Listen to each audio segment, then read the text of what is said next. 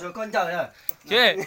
Chị ít mép bia thì nó ít mép bia đầu tư có Chị tôi nhận thêm mấy hả? có chú tha chỉ đến mà có mà sợ. Rồi ra chỉ thằng có tiền. Chào cả kế luôn đi. Chẳng cho tôi sợ đi.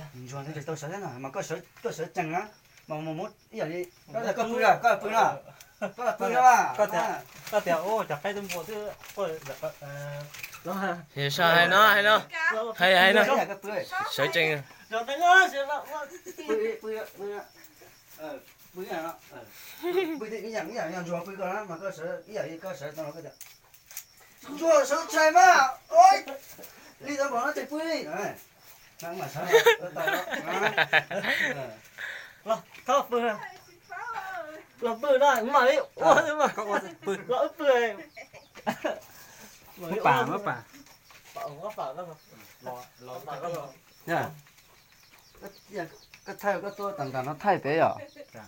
Mấy gì tôi có thay mà tôi nó. tất chẳng tao rồi nếu ít tuổi tôi mấy tuổi rồi. Ít tuổi là.